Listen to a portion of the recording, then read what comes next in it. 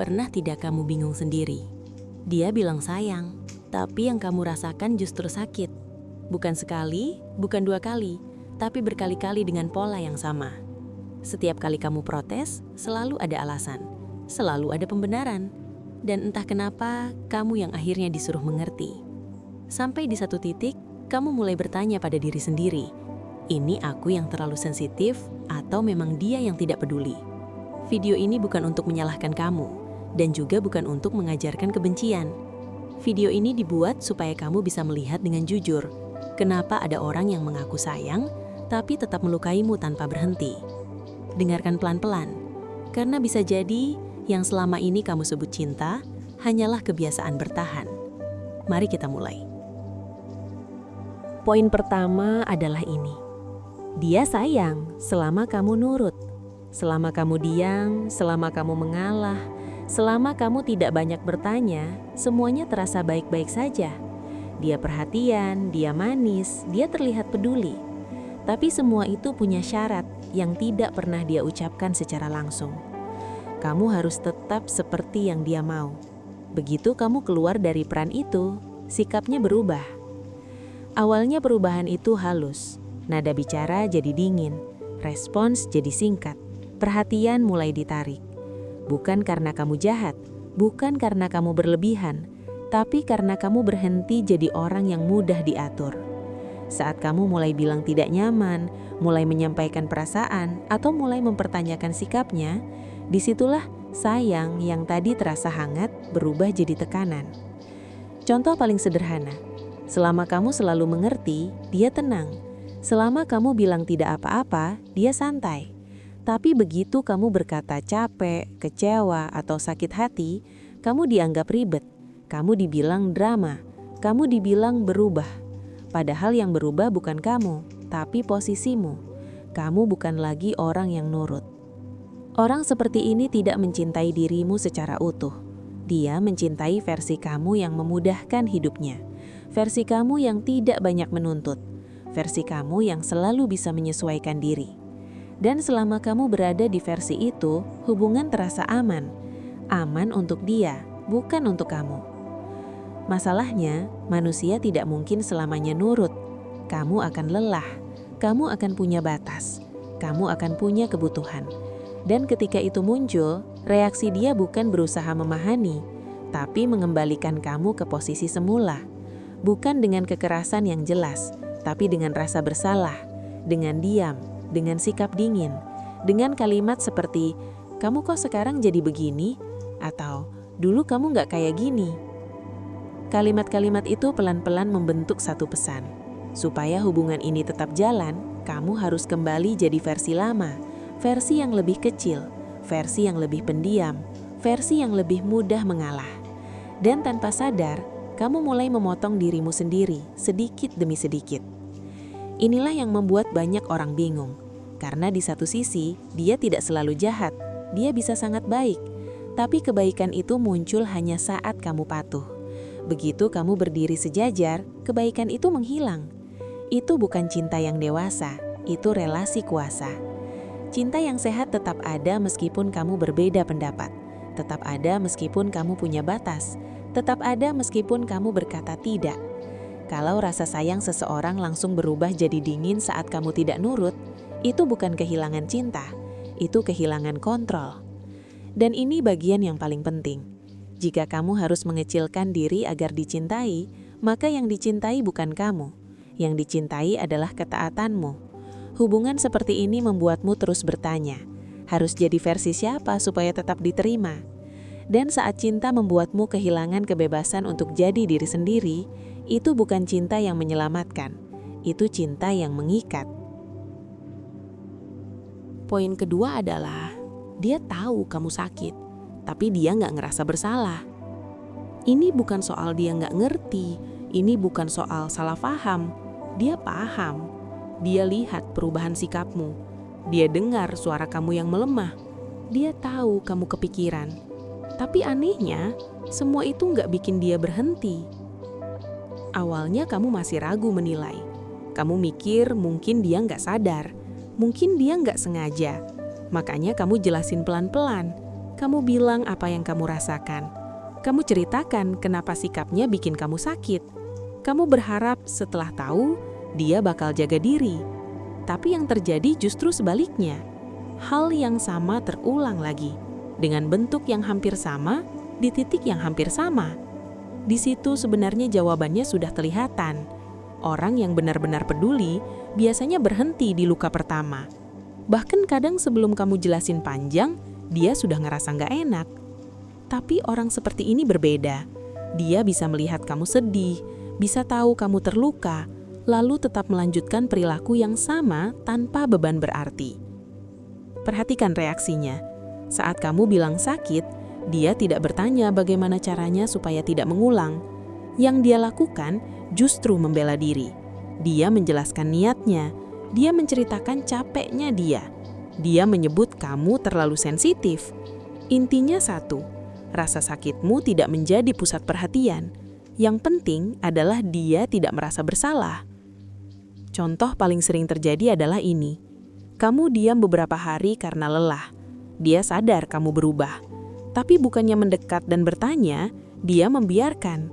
Atau justru bersikap seolah semuanya baik-baik saja.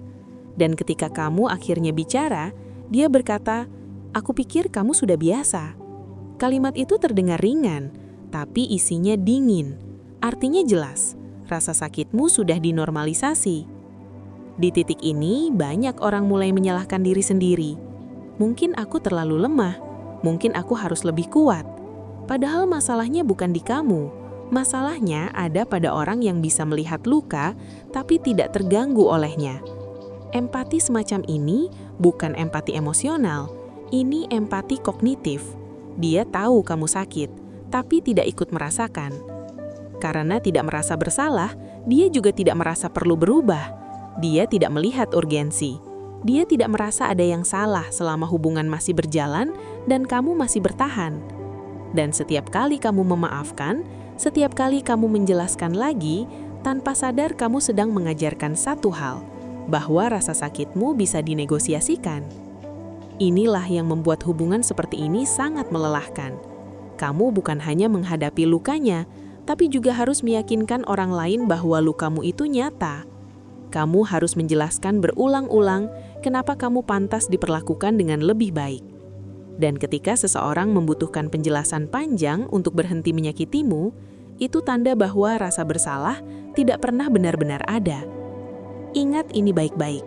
Orang yang peduli akan terganggu oleh penderitaanmu. Orang yang tidak peduli akan terbiasa melihatmu terluka.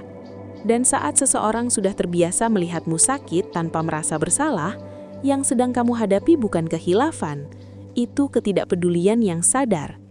Dan di titik itu, pertanyaannya bukan lagi kenapa dia begitu, tapi kenapa kamu terus berharap pada orang yang tidak pernah merasa salah ketika melukaimu. Poin ketiga adalah, yang sebenarnya dia takutin bukan kehilangan kamu, tapi kehilangan pegangan. Ini penting untuk dipahami.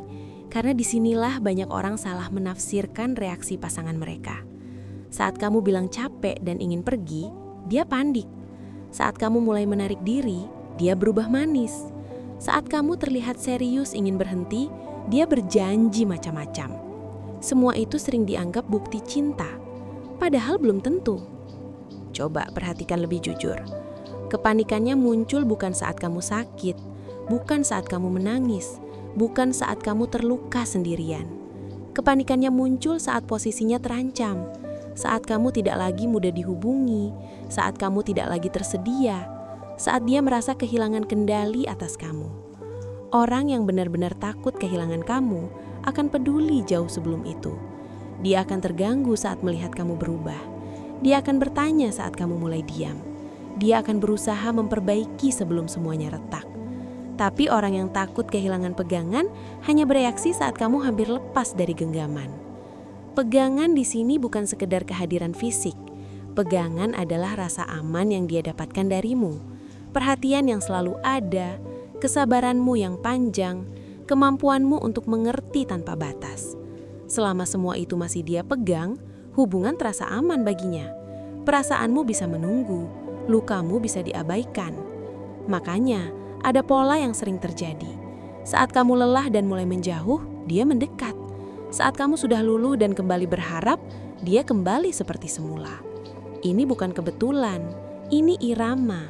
Dekat saat terancam, jauh saat aman. Dan pola ini bisa berulang berkali-kali sampai kamu benar-benar habis. Banyak orang terjebak di sini karena mengira perubahan mendadak itu tanda cinta yang besar. Padahal seringkali itu hanya tanda panik. Panik kehilangan sumber kenyamanan. Panik kehilangan seseorang yang selama ini mau bertahan tanpa banyak syarat. Panik kehilangan orang yang bisa dia andalkan, tapi dia tidak rawat. Perhatikan juga bagaimana dia berbicara saat kamu ingin pergi. Kalimatnya jarang tentang perasaanmu. Yang muncul justru tentang dirinya, tentang betapa hancurnya dia tanpa kamu, tentang betapa sulitnya hidupnya kalau kamu pergi. Kamu dibuat merasa bersalah, bukan karena kamu disayangi, tapi karena kamu dianggap penopang. Di titik ini, banyak orang memilih bertahan bukan karena cinta, tapi karena kasihan. Dan disitulah hubungan semakin timpang. Kamu tinggal karena iba, dia bertahan karena aman. Tidak ada yang benar-benar dipelihara, kecuali ketergantungan. Orang yang takut kehilangan kamu akan bertanya, apa yang bisa aku ubah? Orang yang takut kehilangan pegangan akan berkata, jangan tinggalin aku. Fokusnya berbeda. Yang satu ingin memperbaiki diri, yang satu ingin mempertahankan posisi. Dan ini bagian yang paling menyedihkan. Selama kamu tetap jadi pegangan, dia tidak pernah benar-benar belajar mencintai. Karena cinta butuh usaha, sedangkan pegangan hanya butuh keberadaan. Kamu ada, kamu mengerti, kamu bertahan. Itu sudah cukup baginya. Ingat ini baik-baik. Cinta yang sehat membuat dua orang berdiri sejajar. Pegangan membuat satu orang menopang, sementara yang lain bersandar. Dan jika selama ini kamu merasa hubungan ini hanya bisa berjalan selama kamu kuat menahan semuanya, mungkin yang dia pertahankan bukan kamu sebagai pribadi, tapi kamu sebagai penyangga. Dan di titik itu, pertanyaannya bukan lagi apakah dia akan berubah, tapi apakah kamu mau terus menjadi pegangan sambil perlahan kehilangan pijakanmu sendiri. Poin keempat adalah, dia mengira cinta itu hak milik. Bukan kerjasama, bukan hubungan dua arah, tapi sesuatu yang sudah dia miliki begitu kamu memilih bersamanya. Di kepalanya, keberadaanmu sudah dianggap pasti. Kamu ada, kamu bertahan, kamu kembali setiap kali ada masalah. Dari situlah rasa memiliki berubah menjadi rasa berhak. Awalnya ini tidak terasa berbahaya, justru sering dibungkus dengan kalimat yang terdengar romantis. Dia bilang cemburu karena sayang. Dia bilang posesif karena takut kehilangan. Dia ingin tahu semua aktivitasmu, semua pergaulanmu, semua keputusanmu, dengan alasan peduli. Kamu pun mengerti, karena kamu pikir itu tanda cinta. Tapi pelan-pelan, arahnya berubah. Kamu mulai merasa harus lapor, harus menjelaskan hal-hal kecil, harus menenangkan dia setiap kali kamu melakukan sesuatu yang tidak sesuai dengan keinginannya. Bukan karena kamu salah, tapi karena dia merasa berhak mengatur. Dalam pikirannya, karena kamu pasangannya, hidupmu juga wilayahnya. Orang seperti ini sulit menerima satu hal, bahwa kamu adalah individu yang utuh. Kamu punya pikiran sendiri, perasaan sendiri, dan batas sendiri. Ketika kamu berkata tidak nyaman, dia tidak melihat itu sebagai kebutuhanmu. Dia melihatnya sebagai perlawanan. Ketika kamu ingin ruang, dia tidak melihat itu sebagai hal wajar. Dia melihatnya sebagai ancaman. Makanya reaksi yang muncul sering berlebihan. Kamu ingin waktu sendiri, dia merasa ditinggalkan. Kamu ingin fokus ke diri sendiri, dia merasa diabaikan. Kamu ingin mengambil keputusan tanpa dia merasa tidak dihargai. Semua perasaan itu bukan muncul karena cinta yang dalam, tapi karena rasa memiliki yang tidak sehat. Dalam hubungan seperti ini, kamu sering dibuat merasa bersalah hanya karena menjadi diri sendiri. Kamu dibilang egois saat menjaga batas. Kamu dibilang berubah saat mulai tegas. Kamu dibilang tidak sayang lagi saat berhenti menuruti semua keinginannya. Padahal yang sebenarnya terjadi, kamu hanya berhenti menyerahkan dirimu sepenuhnya. Cinta yang sehat tidak menuntut kepemilikan. Cinta yang sehat memberi ruang. Tapi bagi orang yang menganggap cinta sebagai hak milik, ruang adalah masalah. Karena ruang berarti kamu tidak sepenuhnya di bawah kendalinya. Dan disitulah konflik selalu muncul. Perhatikan juga satu hal penting. Saat kamu disakiti, dia sering berkata, "Aku begini karena kamu milik aku." Atau kalau kamu sayang, harusnya kamu ngerti. Kalimat-kalimat itu terdengar seperti komitmen, padahal isinya tekanan. Seolah rasa sayang memberi izin untuk melanggar batasmu. Hubungan seperti ini membuat kamu pelan-pelan kehilangan otonomi. Kamu tidak lagi bertanya apa yang kamu mau, tapi apa yang tidak akan membuat dia marah. Kamu tidak lagi jujur dengan perasaanmu, tapi memilih versi yang aman. Dan lama-lama, hidupmu terasa sempit, meski kamu tidak pernah benar-benar dikurung. Ingat ini baik-baik. Cinta tidak pernah memberi hak untuk menguasai, tidak memberi hak untuk melukai, tidak memberi hak untuk membuat orang lain kehilangan dirinya. Kalau seseorang merasa berhak atas hidupmu hanya karena dia mencintaimu, itu bukan cinta, itu klaim.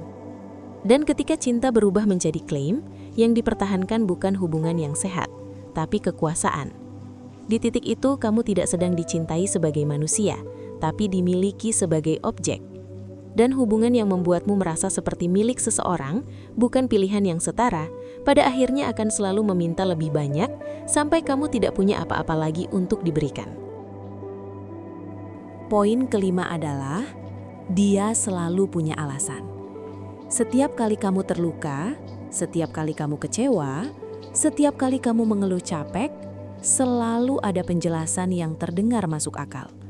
Bukan permintaan maaf yang bertanggung jawab, tapi alasan yang membuat semuanya terlihat wajar. Dan karena terdengar wajar, kamu diminta mengerti lagi dan lagi. Awalnya alasannya terdengar sederhana. Katanya cuma bercanda, katanya lagi capek, katanya lagi banyak masalah. Kamu mencoba memahami karena kamu pikir sebuah orang bisa salah. Kamu memberi ruang, memberi waktu, memberi toleransi. Tapi yang kamu tidak sadari, setiap alasan itu bukan menghentikan perilaku, justru memperpanjangnya. Perhatikan polanya. Saat kamu bilang sakit hati, yang dibahas bukan perasaanmu, tapi niatnya. Aku nggak bermaksud nyakitin, seolah niat yang baik otomatis menghapus dampak yang buruk. Padahal luka tetap luka, meski tidak diniatkan. Tapi dalam hubungan seperti ini, niat selalu dijadikan tameng agar dia tidak perlu berubah. Lalu, alasannya naik level, bukan lagi bercanda, tapi kamu yang dianggap salah nangkap. Kamu dibilang terlalu sensitif, kamu dibilang kebanyakan mikir. Pelan-pelan fokus bergeser, dari apa yang dia lakukan menjadi bagaimana caramu merespons. Dari tanggung jawabnya menjadi reaksi kamu. Dan tanpa sadar, kamu sedang sibuk membela perasaanmu sendiri, bukan memperbaiki masalah. Ada juga alasan yang dibungkus pengorbanan. Dia bilang dia capek kerja, dia bilang hidupnya berat, dia bilang tidak ada yang mengerti dia. Kamu pun merasa bersalah. Kamu menahan keluhanmu sendiri karena kamu tidak mau menambah beban. Padahal hubungan seharusnya jadi tempat aman, bukan tempat kamu terus menekan diri. Yang paling berbahaya adalah saat alasan berubah jadi kebiasaan.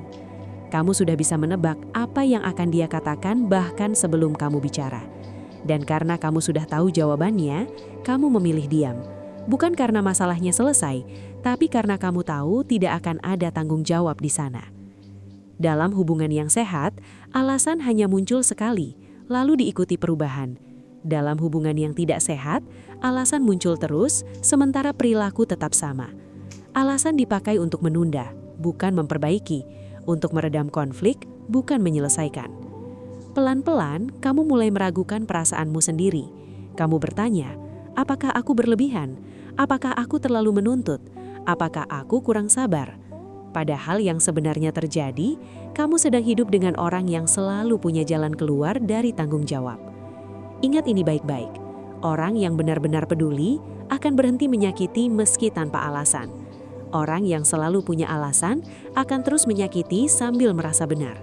Dan selama alasan itu masih diterima, perilaku itu akan terus diulang. Di titik ini, pertanyaannya bukan lagi seberapa masuk akal alasannya, tapi kenapa setiap alasan selalu berakhir dengan satu hal yang sama. Kamu tetap terluka, dan dia tetap tidak berubah. Poin keenam adalah, batasmu dianggap tantangan. Setiap kali kamu berkata tidak, setiap kali kamu bilang tidak nyaman, setiap kali kamu mencoba menjaga diri, dia tidak benar-benar berhenti. Dia hanya mencari cara lain, lebih halus, lebih rapi, lebih sulit kamu jelaskan sebagai masalah. Disitulah letak bahayanya. Awalnya kamu berpikir batas itu akan dihargai. Kamu bicara baik-baik, kamu jelaskan pelan-pelan. Kamu tidak menuduh, tidak marah, hanya ingin dipahami. Kamu berkata, tolong jangan seperti itu lagi, atau aku nggak nyaman kalau begini. Kamu berharap dengan kejujuran semuanya selesai. Tapi yang terjadi bukan penghormatan, yang terjadi justru penyesuaian strategi. Dia mungkin berhenti sebentar, dia mungkin terlihat mengerti. Tapi tidak lama kemudian, perilaku itu muncul lagi dengan bentuk yang sedikit berbeda. Bukan lagi di waktu yang sama, bukan lagi dengan kata yang sama, tapi rasanya tetap sama, tetap menusuk, tetap membuatmu tidak nyaman. Bedanya, sekarang lebih sulit kamu tunjukkan sebagai pelanggaran. Di titik ini, kamu mulai bingung sendiri. Kamu tahu ada yang salah, tapi kamu kesulitan menjelaskannya. Karena kalau kamu bicara, dia punya jawaban. Dia bilang kamu salah paham. Dia bilang kamu terlalu curiga. Dia bilang kamu mencari-cari masalah. Padahal yang kamu rasakan nyata. Batasmu memang sedang diuji, bukan dihormati. Orang yang menghargai batas akan berhenti saat kamu bilang cukup. Orang yang menganggap batas sebagai tantangan akan penasaran sejauh apa dia bisa melangkah tanpa kehilanganmu. Setiap kali kamu tetap bertahan meski batas dilanggar, dia belajar satu hal, bahwa batas itu bisa digeser, bahwa tidak nyamanmu bisa dinegosiasikan, bahwa kata tidakmu tidak benar-benar berarti tidak. Makanya pelanggaran itu jarang datang sekaligus, selalu bertahap, sedikit demi sedikit, supaya kamu terbiasa, supaya kamu menurunkan standar, supaya kamu menyesuaikan diri. Dan lama-lama, kamu tidak lagi ingat di mana batas awalnya berada. Dalam hubungan seperti ini, kamu sering merasa harus membela hakmu sendiri-sendirian. Kamu harus menjelaskan kenapa kamu berhak berkata tidak, kenapa kamu butuh ruang, kenapa kamu ingin dihormati. Padahal dalam hubungan yang sehat, semua itu tidak perlu diperdebatkan. Dihormati adalah dasar, bukan hadiah. Yang lebih menyakitkan, setiap kali kamu tegas, kamu justru dianggap masalah. Kamu dibilang terlalu kaku, terlalu sensitif, terlalu banyak aturan. Seolah menjaga diri adalah kesalahan. Seolah mencintai berarti harus menyerahkan semuanya. Dan di situ kamu dihadapkan pada pilihan palsu, bertahan dengan mengorbankan batas atau pergi dan dicap berlebihan. Perlahan kamu mulai menyerah, bukan karena kamu setuju, tapi karena kamu lelah. Lelah menjelaskan, lelah membuktikan, lelah mempertahankan hal yang seharusnya sederhana. Dan saat kamu menyerah, dia tidak melihat itu sebagai luka, dia melihatnya sebagai izin. Ingat ini baik-baik. Batas yang sehat membuat hubungan aman. Batas yang terus diuji membuat hubungan berbahaya. Kalau seseorang terus mendorong batasmu, mengakali batasmu, atau menertawakan batasmu, itu bukan ketidaksengajaan, itu sikap.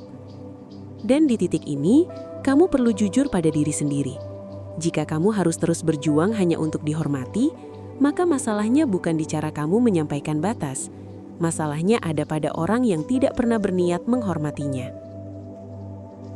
Poin ketujuh adalah dia tidak pernah belajar karena kamu selalu bertahan. Ini mungkin bagian yang paling tidak enak untuk didengar, tapi justru paling penting untuk disadari. Bukan karena kamu lemah, bukan karena kamu bodoh, tapi karena kebaikanmu selalu datang tanpa konsekuensi bagi dia. Setiap kali dia melukai dan kamu memilih memaafkan, dia belajar bahwa luka itu bisa lewat.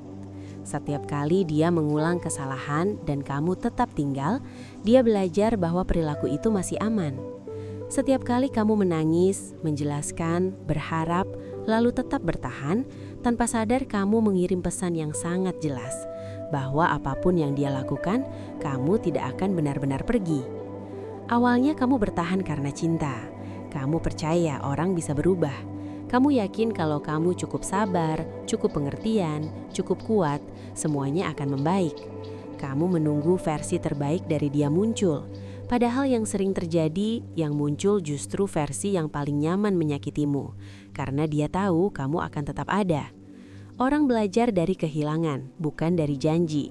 Selama dia tidak pernah kehilangan kamu, tidak pernah kehilangan akses ke perhatianmu, tidak pernah kehilangan tempat aman yang kamu sediakan, dia tidak punya alasan untuk benar-benar berubah. Perubahan membutuhkan rasa tidak nyaman, dan kamu tanpa sadar selalu menghilangkan rasa tidak nyaman itu. Makanya permintaan maafnya terasa kosong, bukan karena dia tidak tahu harus minta maaf, tapi karena permintaan maaf itu tidak pernah disertai resiko. Dia minta maaf, kamu luluh. Dia berjanji, kamu berharap. Lalu siklus itu berulang. Dan setiap siklus membuatnya semakin yakin bahwa ini akan selalu berakhir dengan cara yang sama. Di titik tertentu, kamu mungkin sadar dia tidak berubah, tapi kamu tetap bertahan karena sudah terlalu banyak yang dikorbankan. Waktu, energi, perasaan, harapan. Kamu takut semua itu sia-sia kalau kamu pergi. Padahal justru dengan bertahan, kamu terus menambah harga yang harus kamu bayar. Yang paling menyedihkan, lama-lama kamu berhenti menuntut perubahan. Kamu mulai menurunkan ekspektasi. Kamu mulai berkata pada diri sendiri, yang penting dia nggak separah dulu. Atau setidaknya sekarang dia nggak begitu sering.